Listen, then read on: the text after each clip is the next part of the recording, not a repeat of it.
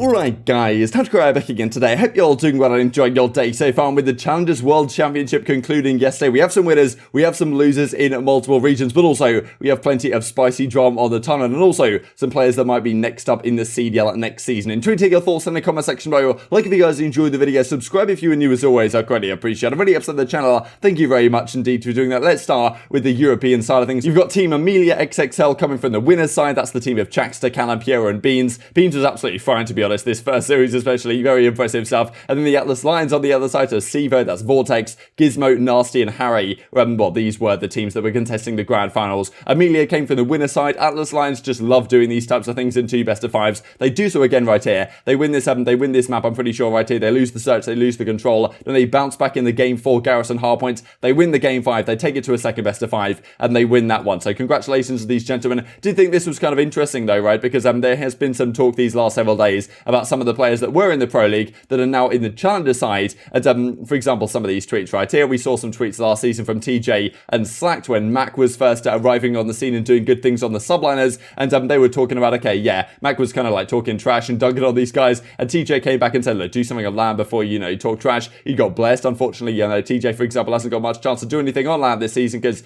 wasn't on the starting team when they go back to a land environment. And Slack says this, someone had to say it. Guy's got an ego over online matches. And I think Simp said, like, leave the guy alone, and TJ's like, we can definitely talk trash. But obviously now that both these guys go down to Challengers, don't necessarily have the best results this season, and it does ask the question, right, if you are a pro team, do you pick some of these guys up going forward to next year? Do you have they like run their course in the Pro League, right, because the pro career does not last forever. You've got a lot of guys right now in Challengers that are looking very hot indeed. We'll have a look at some of these results here in just a couple of seconds, and definitely does raise some questions, to be honest. You can see right here, like, not the prettiest 6 and 21, 11 and 17. At the end of the day, yes, it is online matches, but still, maybe not exactly what you want to see if you're a GM looking at these guys next season, especially given the spots in the CDL are very limited indeed. Very possible there'll be substitute spots up for grabs and stuff like this, kind of how Slacked was at the start of this season on the Mutineers, but by no means guaranteed. So in the European side, Nasty, Harry, Vortex and Gizmo get the job done, winning 2 best of 5s, $40,000 in the bank, no doubt about that. And Nasty was a target for the Ravens last season, you guys might remember. They couldn't get him out to the States, unfortunately, given the whole visa stuff that happened, and this is what Michael Odell says over at the Ravens. Well played at Nasty. So very possible they'll consider that next season. Afro and Nasty would be a deadly combo, no doubt, on that team. Maybe keep Paulix, maybe you don't. Maybe you bring in Trey Zero again. Like, something like that could honestly really work. And I think, like, there's such, like, hot young talent right now that London could have their eyes on that really could make an impact on the league, to be honest. Certainly did want to mention this that was going on also, though, in the European Challenger side, because there was a lot of drama, really, and at least on the first day of the European side, about potential, like,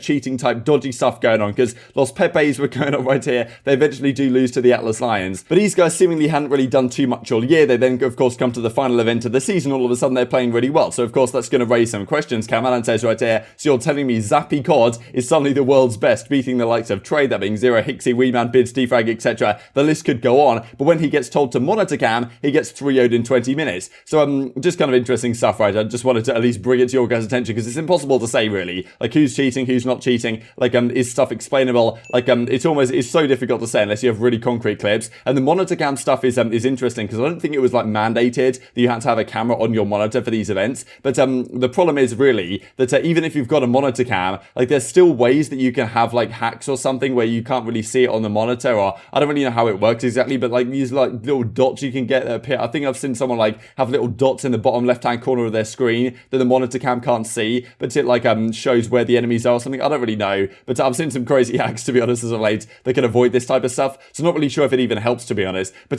still, it is kind of interesting. The big tournament of the year, a team that's kind of comes out of nowhere and does really well and places top 3. Beast what Josh is talking about, like, burgers all year, turned into some of the best players of the year for the big one. Not exactly sure that's completely legit. And then Luty says, as a result, kind of as a joke, really, if Challengers follows the same format next year and mirrors Cold War in the same sense of what this has done, I'm just putting it out there. I'm just going to straight up buying hacks, because it's too easy to cheat and to get big money in these tournaments. But of course, the Atlas Lions, who we're pretty sure are clean, get the job done in the end. This I thought was pretty interesting from Daryl, as you can see right here. Wants these guys to get a spot, of course, whether on a main team or an academy team for next season. And apparently he's heard a few academy squads that might be being made. So we had the Subliners Academy this season. We had Los Angeles Grillers Academy, of course. But outside of that, not really too much else is going on. So maybe more academy teams in the CDL for next season. On the North American side, it was Saint, it was Smart, it was Mohawk, it was Prolude. They got the job done there. Very impressive from these guys. Honestly, like, Mohawk has been just such an improved player. Like, Like, at the start of the last season, he was basically a meme, and now he's genuinely looks like one of the best assault rifles in challenges. And I'm very excited to see what happens with these guys going forward. I think Prolute, Saint, all these guys should definitely get another opportunity here. They've been really, really good this season. And of course, well, there's only a set amount of spots in the league with probably no expansion on the horizon. But this is where some of the drama starts. It really does kick off in the North American scene. We just know how it is at this point. So Kismet, that's the Built by Gamers team of like GodRx, Pentagram, and Panda. They beat them in the grand finals. And here comes Spart on the talent. Yo, at Kismet, you are awful. Number 1 seed for nothing. It didn't even win a map. Get out of here. Absolutely free cash. So yeah, completely fine. We've got Sim in the replies right here. Not me game chatting him after beating him in the grand finals. And you tweeting this fall. He's obviously having a difficult time. Kismet's probably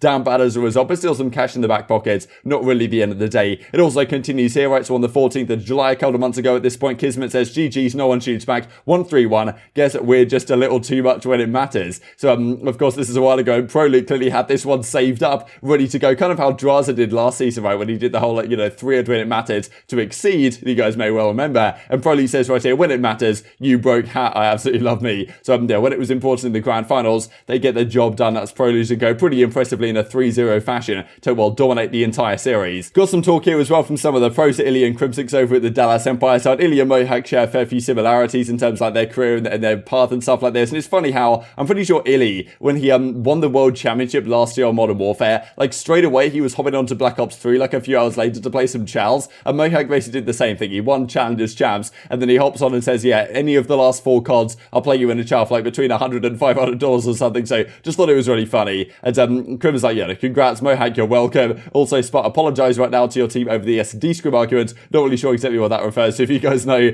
let me know in the comment section below. But Spot comes back and says this, I'll lose in full because Byron that big. Prolute, of course, and Mohawk are boyfriend and girlfriends. I love arguing mid-rounds. So, yeah, I thought it was pretty entertaining stuff regardless. And as Mohawk says, look, as Spart, Prolute says, put some respect on Spart, the best AR in Challengers. The guy deserves another chance. We talked about it yesterday, actually, the fact that he was on Los Angeles Grillers last season doesn't really work out for him. And Mohawk says, look, never played with someone as talented as him. Truly undeniable. Deserves a second chance in the league. Absolutely no denying it. And Spart says right here, really nice comment about F3. Always told me I'm nasty. Just keep on trying to become undeniable. Congrats, G. Sucked our LAG team last year. It was in complete shambles. I still chow that though. No BS. That was absolutely chalked.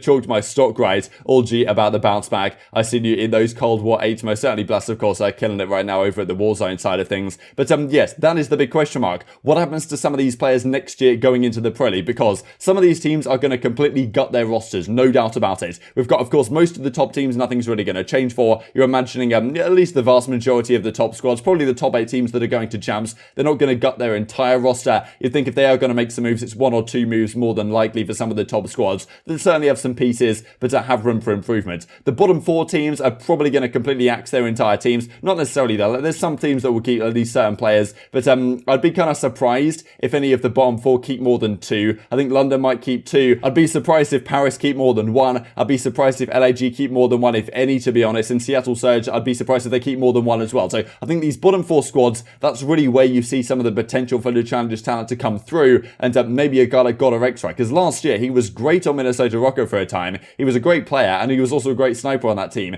But doesn't work out for him towards the end of the season. He gets removed to the bench, and then gets no chance this year to come into the league either. So CDL 2022, who knows what happens there? But yeah, he did make the Challengers Champs Grand Finals right here, so fair play on that front. And this I thought was pretty interesting from Shift right here. Congratulations to Shift and the guys running an impeccable stream as well to cover the entire thing. We wouldn't have been able to watch it without those guys absolutely killing it. So great stuff. But in the North American side at the very least, Pentagram, Slacked, Gravity, Pandering, GodRx, Decimate, Kismet, Royalty, Parasite, and FeLo have the highest overall placements in minimum of 12 tourneys. Thought Parasite was kind of impressive given he's had how many teams does he have this year? Probably hundreds, and still has he's on the top 10 list of highest placements for this entire season. But these are some of the guys that could be next up, and especially when you look at something like this, right? The Lion Man cards, which you guys can find at twitter.com/VLionMan if you guys want to check the entire things out when he does reveal them over the coming days. But I'm sure we'll look at some of these cards in more detail tomorrow and going forward as well, because it's always good to look at. And look, the bottom side right here, not looking too pretty. This Los Angeles Grillers squad,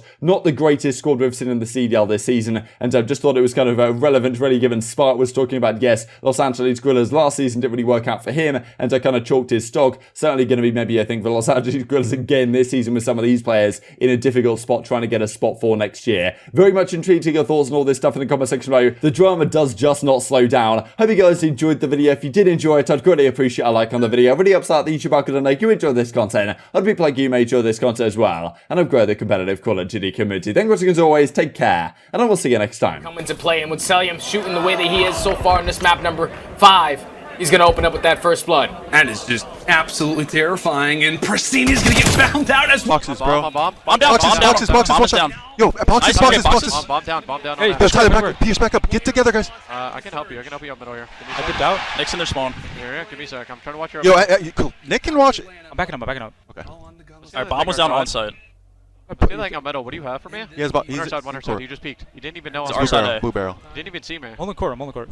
You guys haven't pinned right now, I'm assuming. Yeah, Tyler has to plan it our side, yo. He's gonna plant. I'm Nick has the re-wrap out. He's alive. MC is alive. He's still on bomb. I'm pretty sure they're doubled on site. Tyler's still on bomb. So closer side. I'm flashing. Trigger. Wait. We live? Can we live? Yeah, I'm fine. I can live. Nick's. fine. Yeah, we're live. Push him back around.